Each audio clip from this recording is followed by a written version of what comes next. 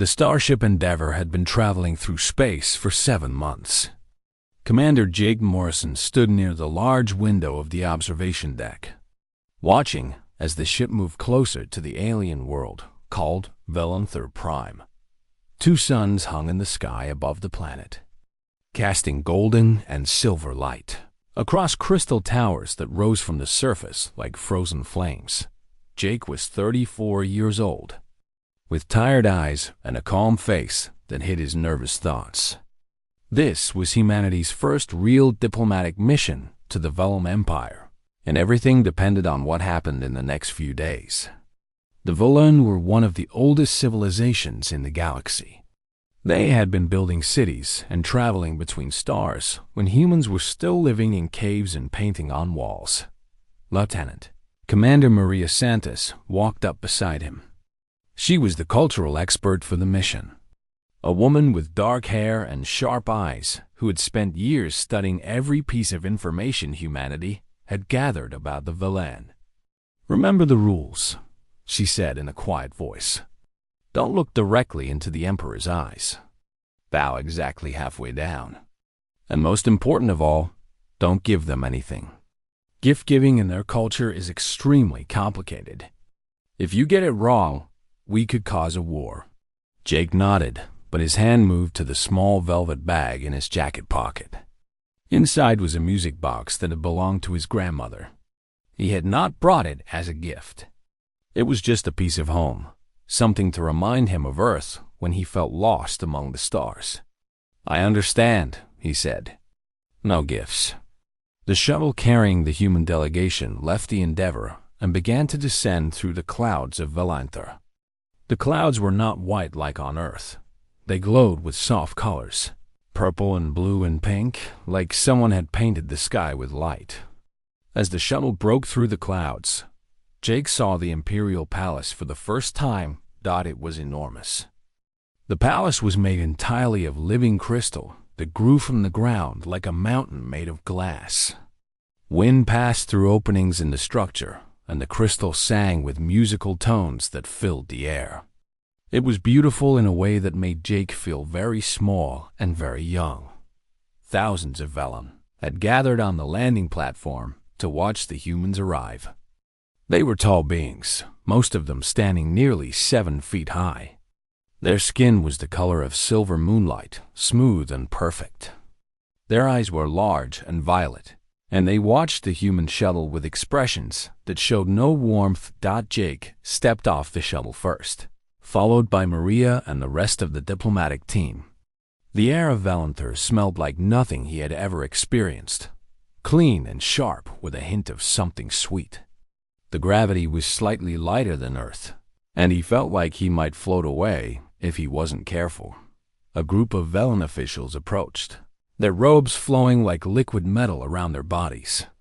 But Jake's attention was drawn to the figure standing apart from the others.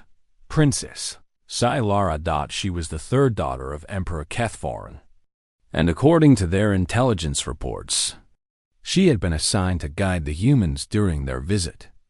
This was considered a low-status job, meant as a kind of punishment for some political failure. She had not wanted this assignment, and her face showed it clearly.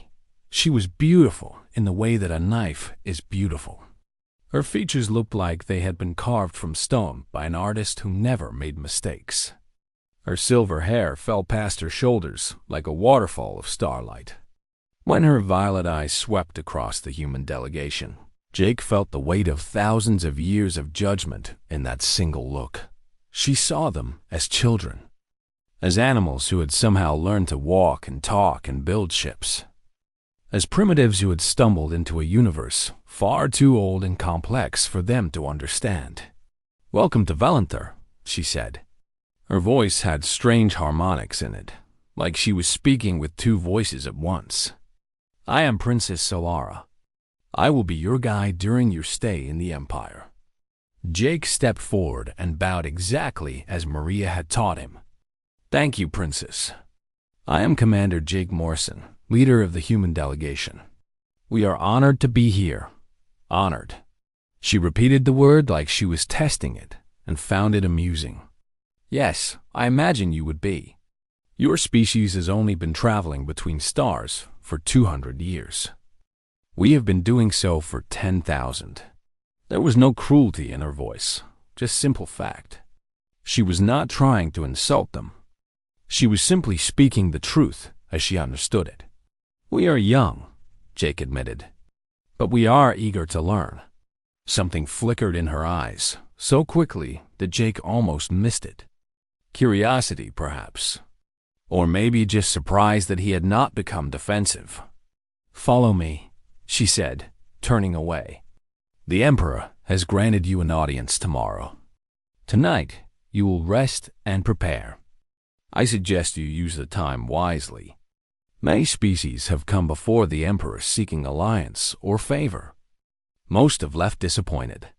As they walked through the crystal corridors of the palace, Jake noticed that everything was perfect. The walls were smooth and flawless. The floors reflected like mirrors. Even the air seemed to move in precise patterns. There was no dust, no imperfection, no sign that living beings actually lived here. It was beautiful. But it was also cold. Jake thought of his grandmother's house back in Ohio, with its creaky wooden floors and the kitchen that always smelled like fresh bread. He thought of the garden behind the house, wild and messy with flowers that grew wherever they wanted.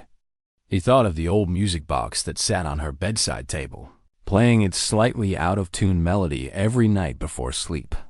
That was beauty, too. A different kind. "You are quiet, human," Princess Solara said, glancing back at him. "Most primitives talk too much when they visit.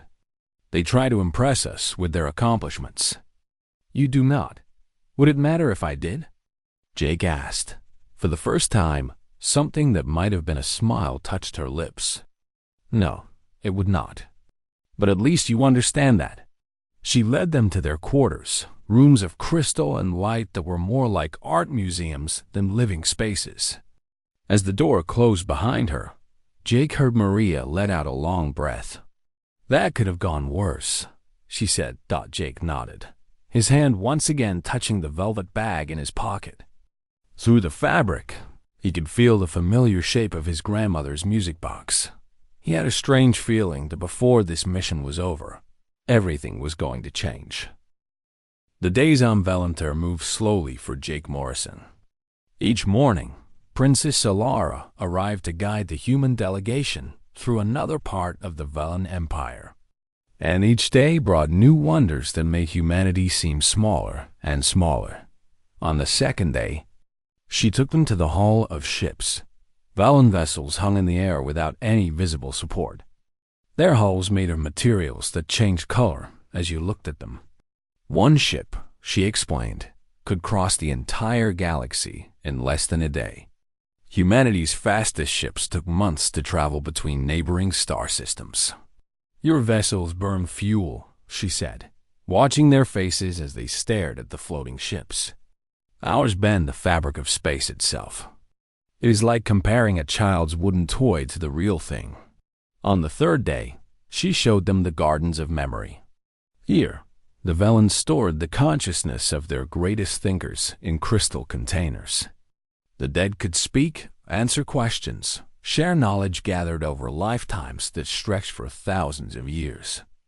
When Jake asked how long the oldest mind had been preserved, Solara told him it had been sleeping in its crystal home for over 8 million years. "We do not lose our greatest people to death," she said.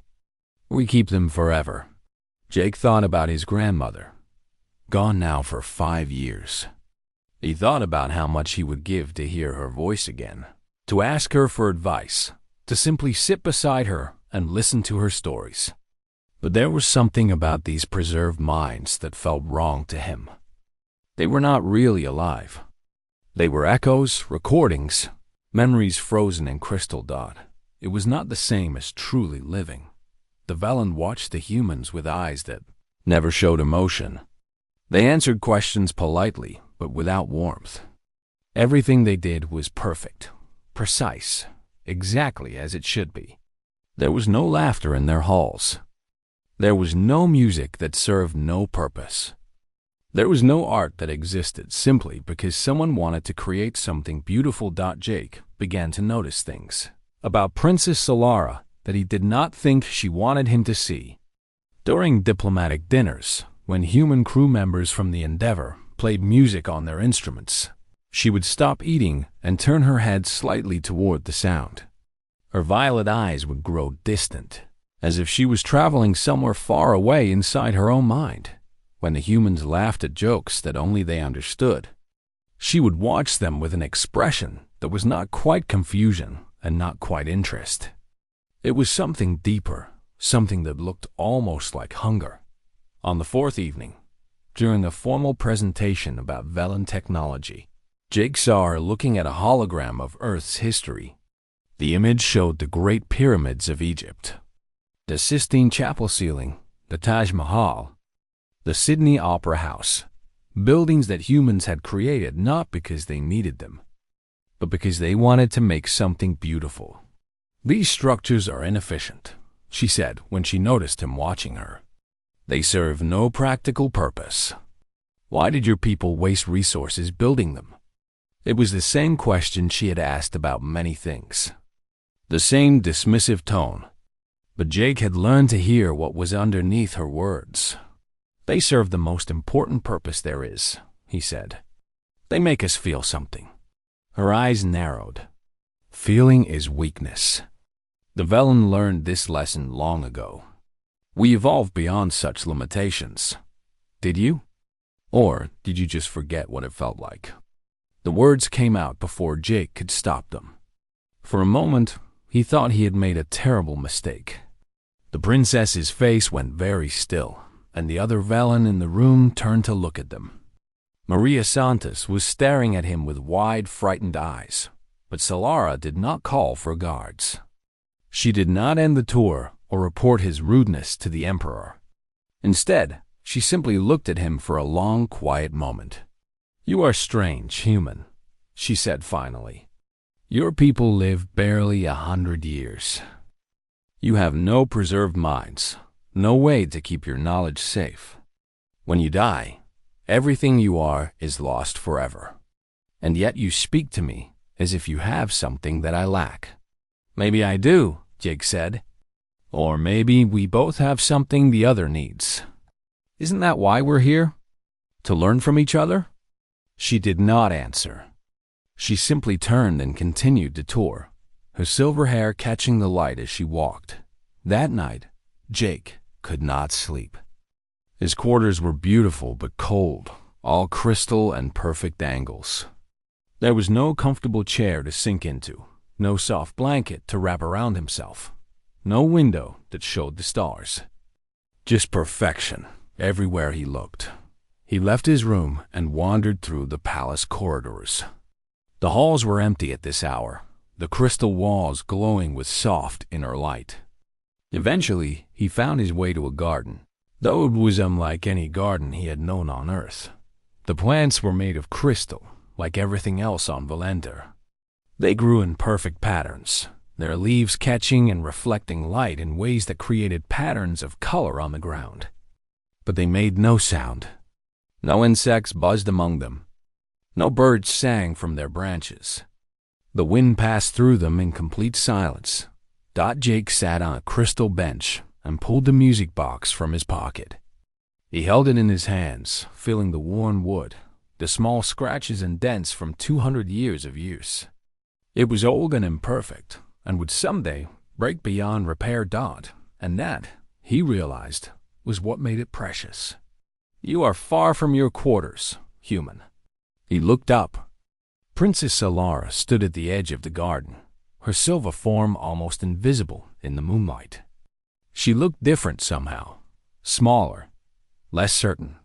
"Couldn't sleep," he said. "These gardens are beautiful, but they're too quiet. Back home, gardens are full of sound.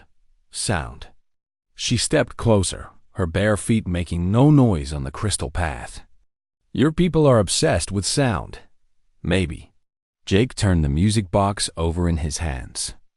"Would you like to hear something?" Princess Solara stood very still in the moonlight, her violet eyes fixed on the small wooden box in Jake's hands. She did not move closer, but she did not move away either. For a moment, she was not a princess of an ancient empire. She was simply curious. "What is that object?" she asked. Jake held it up so she could see it better. The music box was simple and plain. It was made of dark wood that had grown smooth from generations of hands holding it. Faded flowers had been painted on the lid, and a small brass key stuck out from one side. There was nothing impressive about it. Nothing that would catch the eye of a being who lived among crystal palaces and ships that could cross galaxies. "It's a music box," Jake said. "It belonged to my grandmother. Her grandmother brought it from Italy when she moved to America more than 200 years ago. It's been in my family ever since." Solara tilted her head, and something like confusion passed across her perfect features. 200 years is nothing. We have objects in our museums that are 1,000,000 years old, preserved perfectly, unchanged by time. Why would you show me this simple thing? Because you asked why humans create inefficient art. Jake found the small brass key and began to wind it. The mechanism inside made soft clicking sounds as he turned it. "This is why." He released the key, and the music began to play. The melody was simple. Just a handful of notes, rising and falling in a pattern that any Velen child could have created in seconds. The mechanism was old, and some of the notes were slightly wrong, just a little bit off from what they should be. Time and use had worn down the metal pieces inside, changing the song in tiny ways that could never be undone. It was imperfect. It was mortal. It was dying a little bit more with each time it played. And it was beautiful. Princess Solara went completely still. Not the controlled stillness of Velen discipline, but something different. Something raw. Her violet eyes widened, and her silver lips parted as if she wanted to speak but had forgotten how. The melody continued, filling the silent crystal garden with sounds that had not been heard on this world in 10,000 years of Velen history. Each note carried something inside it, something that could not be measured or analyzed or preserved in a crystal container. The hands of Jake's great-great-grandmother had wound this key. Her ears had heard this song. Her heart had felt something when she listened to it, just as Jake felt something now. And somehow, impossibly, that something passed through time and space to reach this alien princess on a world that had never known such things. Tears began to fall from Solara's eyes. Jake had not known that Velen could cry. In all the days he had spent with them, he had never seen a single one show any emotion at all. But now silver tears traced lines down the princess's moonlight cheeks, and her hands trembled at her sides. She reached toward the music box, not to take it, but simply to be closer to it. Her fingers stopped just inches from the worn wood, as if she was afraid that touching it might break the spell. "What is this?" she whispered. Her voice cracked in ways that Jake had never heard from a Velen. "What is this feeling?" "I don't understand." We can't." The music box played its final notes and fell silent. The garden was quiet again, but something had changed. The air itself felt different, heavier, more real. Jake gently took Solara's trembling hand and placed the music box in her palm. Her fingers closed around it like it was the most precious thing in the universe. "It's called nostalgia," he said softly. "Mixed with something else, maybe. My grandmother called it the sweet sadness. It's the way beautiful things hurt because you know they can't last forever." Solara stared at the music box. More tears fell, and she made no move to wipe them away. "The Velen do not feel this. We cannot. We evolved beyond." She stopped, and a sound escaped her that might have been a laugh or might have been a sob. "We evolved beyond feeling anything at all." She looked up at him, and for the first time, Jake saw her as she truly was. Not a princess. Not an ancient being of perfect form and cold judgment. Just a person who had been empty for so long that she had forgotten what it felt like to be full. How can something so small do this? She asked. So imperfect, so fragile, so temporary? How can it create something so powerful? Jake sat down on the crystal bench, and after a moment, Solara sat beside him. It was probably against 100 Velen rules of behavior. A princess of the Empire, sitting beside a primitive human like an equal. But she did not seem to care. That's the whole point, Jake said. The music box is powerful because it's imperfect. Because my grandmother held it, and her mother before her, and someday it will break, and the music will be gone forever. Every note is precious because it can't last. Solara turned the music box over in her hands, studying every scratch, every worn edge, every sign of age and use. On Velanther, we preserve everything. Nothing is allowed to change. Nothing is allowed to die. We thought this made us superior. Maybe it just made you lonely, Jake said. She looked at him with eyes that were still wet with tears. We have not been lonely in 10,000 years. We have not been anything in 10,000 years. She pressed the music box against her chest, holding it close to where a human heart would be. I had forgotten what it felt like to be anything at all. They sat together in the silent garden as the twin moons of Velanther moved across the sky. The crystal plants glowed softly around them, beautiful and perfect and completely empty of life. But between them, held in the hands of an alien princess, a small wooden box contained something that all the technology and wisdom of the Velen Empire had never been able to create. A piece of human love, carried across 200 years and countless miles of space. Still strong enough to make an immortal being remember what it felt like to be alive. Keep it, Jake said. The music box. It's yours now. Solara's eyes widened. But it was your grandmother's. Your family has kept it for generations. It is precious to you. That's why I want you to have it, Jake said. Precious things are meant to be shared. That's another thing humans believe. For a long moment, the princess of the Velen Empire simply stared at the primitive human before her. Then, slowly, she wound the brass key and let the music play again. This time, when she cried, she was smiling. The next morning, Jake woke to the sound of Maria Santos pounding on his door. When he opened it, her face was pale, and her eyes were wide with something between fear and amazement. You need to see this, she said. The princess. She's done something. Everyone is talking about it. Jake dressed quickly and followed Maria through the crystal corridors of the palace. Velen servants and officials moved past them in unusual haste, their silver faces showing expressions that Jake had never seen before. Some looked confused. Others looked frightened.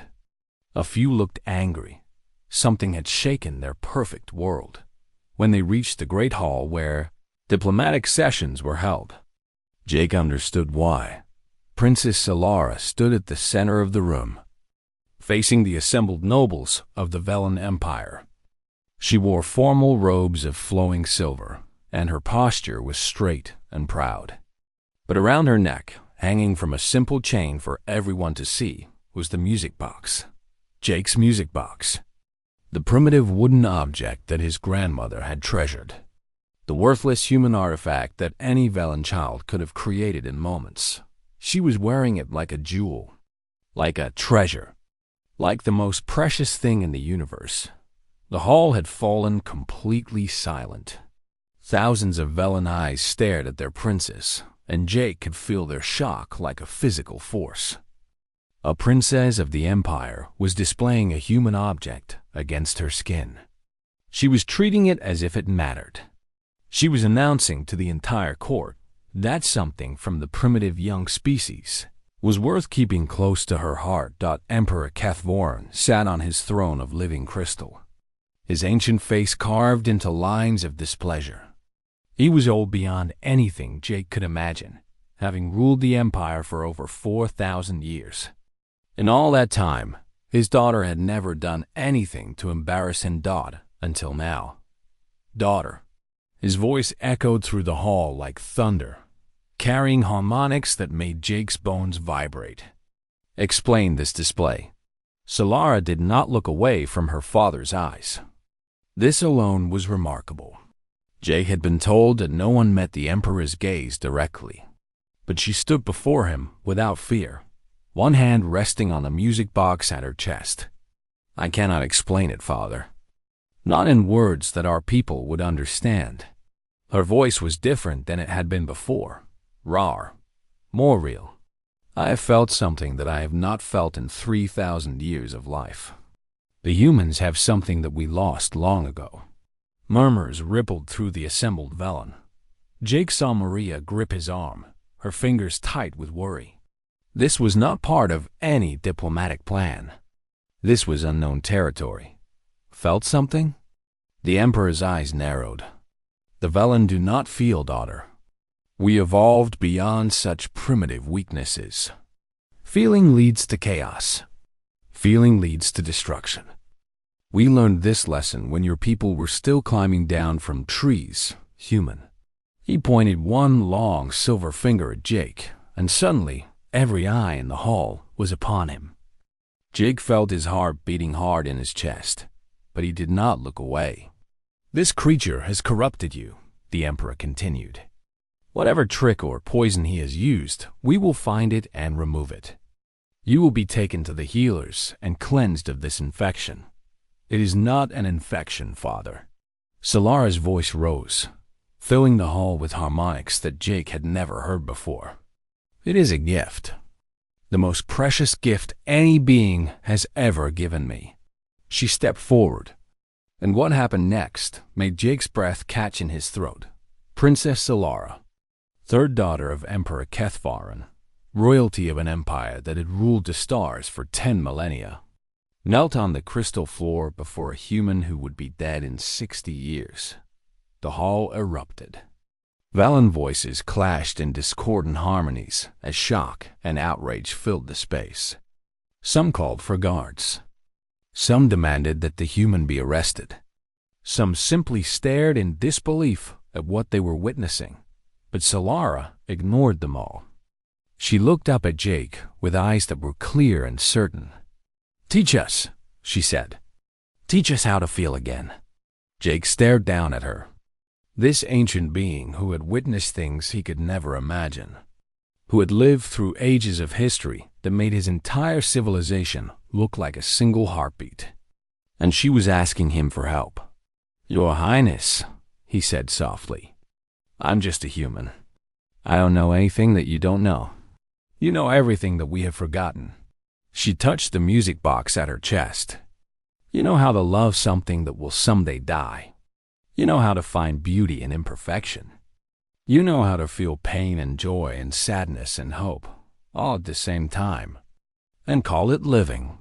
She rose to her feet and turned to face the assembled Velen. Her father's face was a mask of cold fury, but she met his gaze without flinching. Look at us, she said to her people. Look at what we have become. We live forever, but for what purpose? We create perfect things, but they bring us no joy. We preserve everything, but we feel nothing. We have been dead for 10,000 years, Father. We just forgot to stop moving. She held up the music box so that everyone could see it. This small, imperfect object was made by hands that are now dust. It plays a melody that is slowly dying, note by note, with each passing year. And in the moment that I heard it, I felt more alive than I have felt in 3 millennia. The Emperor rose from his throne. You speak madness, daughter. You speak heresy. The Velen way is the superior way. We evolved beyond feeling for good reason. We evolved beyond living for no reason at all. Solara's voice was steady and strong. And these humans, these primitive creatures who burn so briefly in the darkness of the universe, have something that we in all our eternal wisdom have lost. She turned back to Jake and took his hand in hers. Her skin was cool and smooth, but her grip was strong. They have hearts that can break, she said. And they choose to love anyway. That is not weakness, father. That is the bravest thing I have ever seen. The hall fell silent. The emperor stared at his daughter, and for the first time, Jake saw uncertainty in those ancient eyes. Not agreement, not acceptance, but doubt. It was enough. This is not over, the emperor said finally. But we will speak more of this. In private, he turned his gaze to Jake. And you, human, it seems you have caused more change in 1 week than anyone has caused in 10,000 years. I am not yet certain if this is good or bad. Jake bowed his head. Neither am I, Your Majesty, but I think it might be worth finding out. 10 years had passed since the day Princess Solara knelt before a human in her father's court. In that time, the universe had changed in ways that no one could have predicted. The news of what happened on Valanthor spread across the galaxy like fire through dry grass. At first, most Velen rejected the princess's words. They called her mad, corrupted, infected by primitive human emotions. The emperor confined her to the palace and forbade any further contact between his people and humanity. But something had been awakened that could not be put back to sleep. Other Velen began to seek out the humans in secret. They came to the Endeavor with questions that had no logical answers. What did it feel like to love someone? What did it mean to miss someone who was gone? Why did humans cry at sad stories when they knew the stories were not real? Jake did his best to explain, but words were not enough. So he showed them instead. He played music for them, simple songs that humans had sung for centuries. He told them stories about love and loss, about heroes who died saving others, about families separated by war and reunited by hope. He showed them old photographs of his grandmother, explained how much it hurt to lose her, and why that pain was worth every moment of joy she had given him. And slowly, one by one, the Velen began to feel again. It was not easy. 10,000 years of evolution could not be undone in a day. Some Velen found the experience too overwhelming and retreated back to their perfect, empty lives. But others embraced it with a hunger that surprised everyone, including themselves. Within 2 years, the movement had grown too large to ignore.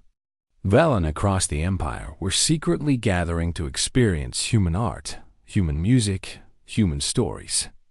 They called themselves the Awakened, and they spoke of emotions as if they were discovering a new continent. Emperor Kefvorn fought against the change with all his power. He banned human culture from Velen worlds. He imprisoned those who were caught feeling. He declared that any Velen who showed emotion was no longer truly Velen. But even he could not stop what was coming. On the 5th anniversary of the night in the Crystal Garden, Princess Solara stood before her father's court once more. This time, she was not alone. Thousands of awakened Velen stood with her, and behind them, the first official human delegation in 5 years. Jake Morrison was older now, with gray in his hair and lines around his eyes. But he still carried himself with the quiet confidence that had first caught Solara's attention all those years ago. "Father," Solara said, her voice ringing through the great hall, "the universe is changing. Our people are changing. You can fight against it or you can lead it, but you cannot stop it." The Emperor looked out at the crowd before him. He saw Velen weeping openly, holding hands, laughing at jokes that made no logical sense. He saw ancient nobles listening to human music with expressions of wonder on their faces that had not been seen in millennia, and he saw his daughter, standing beside a human who would be dead in another 50 years, looking more alive than any Velen he had ever known. "Why?" he asked, and his voice was tired in a way that had nothing to do with age. "Why would we choose to feel pain? Why would we choose to love things that die? Why would we trade our perfect peace for this chaos?" Jake stepped forward. It was probably not proper for a human to address the Emperor directly. The proper had stopped mattering years ago, because peace without feeling is just emptiness with a prettier name," he said. "Because loving things that die is what makes love precious. Because the chaos of feeling is what makes us alive, not just existing." He reached into his pocket and pulled out a small object. It was a music box, new and handmade, created by human craftsmen as a gift for this moment. "We don't live forever," Jake said, placing the music box in the Emperor's ancient hands. "We burn bright for just a moment, and then we're gone. But in that moment, we feel everything. We love with our whole hearts. We cry at beauty and laugh at joy and hold each other when we're afraid. We are small and brief and fragile, and we wouldn't trade it for all the immortality in the universe." He wound the key and stepped back. The music began to play. Emperor Kethvorn stood perfectly still as the simple melody filled his great hall. For 4,000 years, he had ruled with cold wisdom and perfect logic. He had watched civilizations rise and fall like waves on a beach. He had seen his children and grandchildren and great-grandchildren grow and live and eventually become as empty as he was. Now a simple wooden box was making sounds that cracked something open inside him that he had forgotten existed. The first tear fell without warning. Then another, and another. The Emperor of the Velen Empire, oldest and wisest of his kind, stood before his people and wept like a child hearing music for the first time. When the song ended, he looked at Jake with eyes that were finally, truly seeing him. "Teach us," he whispered. "Teach us how to be alive again." In the years that followed, humanity's greatest gift to the galaxy was not their technology or their weapons or their desperate ingenuity. It was something far more precious. They taught ancient civilizations how to feel. They reminded beings who had lived for millennia what it meant to love something knowing it would someday end. They showed perfect creatures the beauty of imperfection. They proved that the shortest-lived species in the galaxy had the deepest understanding of what it meant to be truly alive. Jake Morrison lived to be 93 years old. On the day he died, he was surrounded by humans and Velen alike, all of them weeping, all of them grateful, all of them forever changed by knowing him. Princess Solara held his hand as he took his final breath.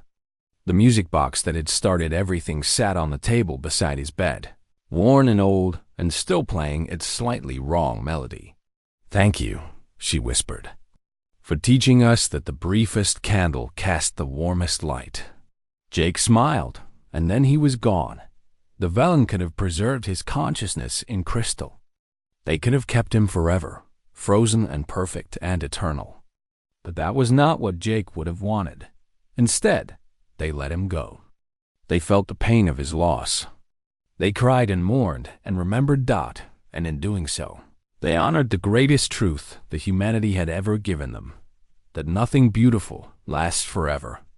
And that is exactly what makes it beautiful.